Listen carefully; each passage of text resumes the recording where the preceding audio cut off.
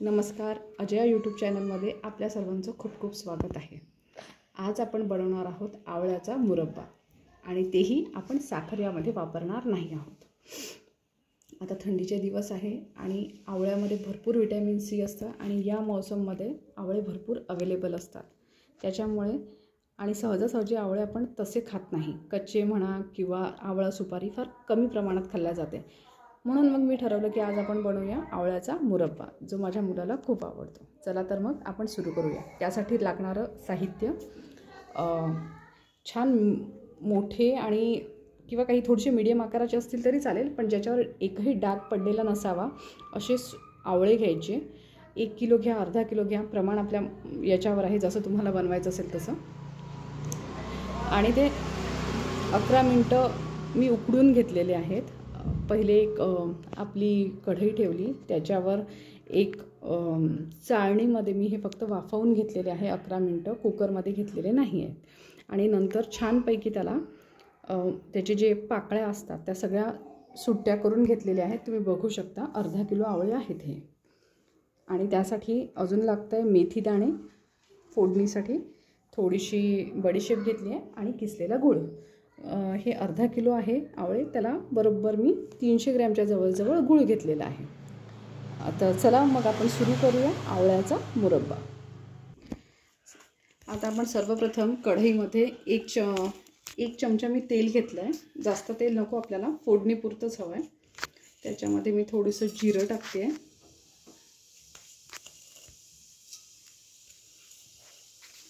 जिरं फुललं की त्याच्यामध्ये मेथी दाणे टाकून घ्यायचे थोडेसे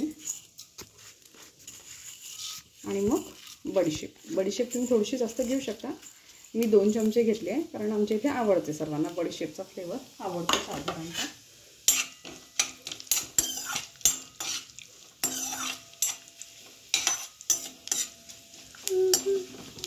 मेथी दाणे पण आपल्याला अगदी जास्त नाही होऊ द्यायचे, नाहीतर मग त्याची कडवट टेस्ट येते। आता आपण याच्यामध्ये आवळे घालून घेणार आहोत। हे मस्त अगदी आपलं जसं आपण मेथी आंबा करतो ना, आंबा असतो त्यावेळेस मेथ्या घालून, तसंच प्रकारे, फक्त आंबा चिरून टाकतो। इथे आपण आवळा उकडून घेतलेला आहे मस्तपैकी।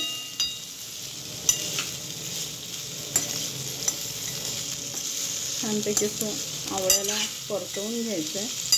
हे आपण 11 मिनटं वाफवून घेतले होते, म्हणजे कसे एकदम जास्त पण होत नाही, कारण की ते आताही शिजवतो आपण त्याला गुळामध्ये थोड्या 5-7 मिनटं, मग ते व्यवस्थित राहतात, नाही तर मग ते अगदीच असे वातड लागतात।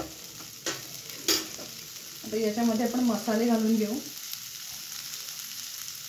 हळद आहे अगदी थोडीशी, लाल तिखट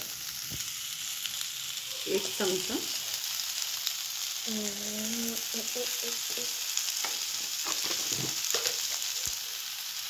मीठ आपल्या चवीनुसार, छान अंदाजे मी 1.5 चमचे मीठ घातलं आहे। छानपैकी परतवून घेऊ।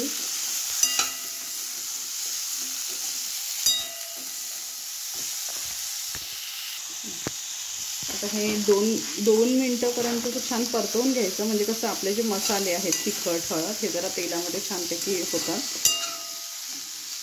हे झालं की मग लगेच आपण यामध्ये गूळ घालूया।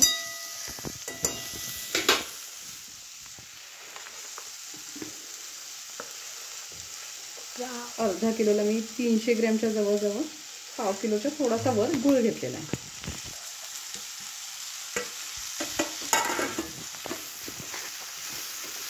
ॲक्च्युली बरेच लोक याच्यात गुळासोबत थोडीशी 2 म्हणा किंवा 2-3 चमचे साखरसुद्धा घालतात बरेच जण,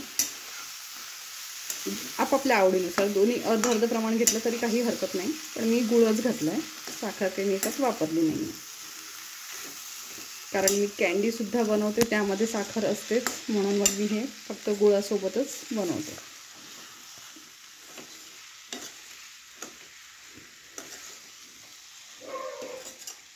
मस्तपैकी हे ना गुळाला आपण वितळून घेऊया आणि नंतर मग याच्यामध्ये आपले मसाले आहेत ते झाल्यावर घालूया।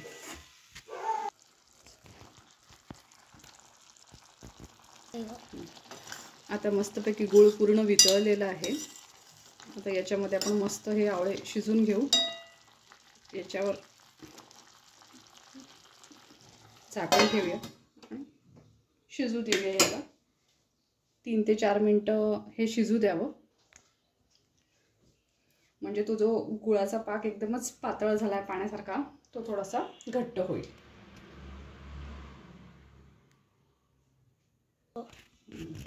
आता 3-4 मिनटं झालेले आहेत. आपण एकदा चेक करू. मस्तपैकी आवळे शिजत आहेत. अजूनही पाक जरा थोडासा पातळच आहे, कारण झाकण होतं त्यावर. आता आपण थोडा वेळ काय करू, याला गॅस मोठा करूया, मीडियमपेक्षा मोठाच केला गॅस. आणि आता हे छान पाक हा थोडासा घट्ट होऊ देऊया.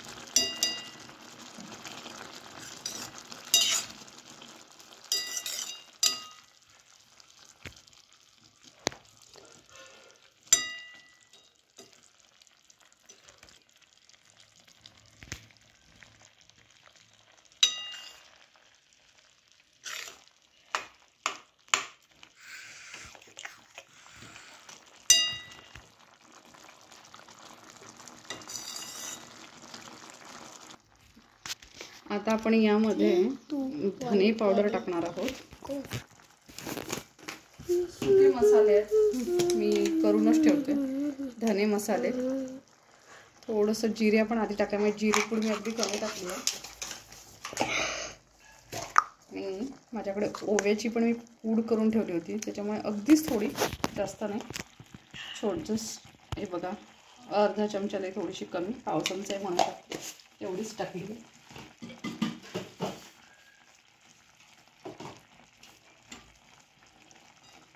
आता हे फक्त जस्ट थोडंसं होऊ द्यायचं, कारण आता पाकसुद्धा घट्ट होतो आहे. पण तरी अजून 2-1 मिनटं तरी लागतील व्हायला. थोडासा घट्ट असावा, नाहीतर मग ते अगदीच हे होतं, पूर्ण पसरतच जातो तो ताटामध्ये, जस्ट जॅमसारखा आपला.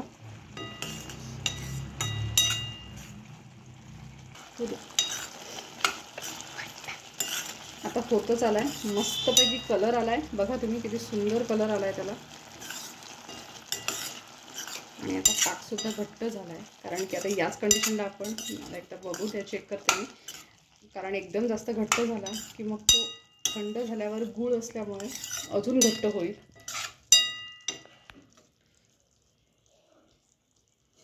थोडंसं थेंब टाकून बघते मी कशी कन्सिस्टन्सी. तोपर्यंत गॅस इकडे चालूच आहे. असं थोडंसं झालं आहे, त्याच्यापेक्षा आता मी अजून 1-2 मिनटं तो गॅसवर झाला आहे. एक तार असा फॉर्म होतो आहे बघा, एक तार असा छोटासा फॉर्म होतो आहे, म्हणजे आता हा कन्सिस्टन्सी एकदम परफेक्ट आहे. आणि हा ना खूप सुंदर लागतो खायला. तुम्ही पराठ्यासोबत खाऊ शकता. मेथीचे पराठे माझ्या मुलाला खूप आवडतात, त्याच्यामुळे त्याच्यासोबत मी त्याला नेहमी देते. आणि आरामात हा थंड करून काचेच्या कंटेनरमध्ये भरून ठेवा. 4 ते 5 महिने याला काहीच होत नाही.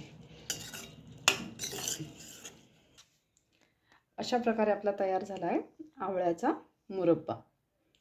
जर तुम्हाला व्हिडिओ आवडला असेल तर नक्की लाईक करा, सबस्क्राईब करा आणि बघत रहा अजय चॅनल. थँक्यू.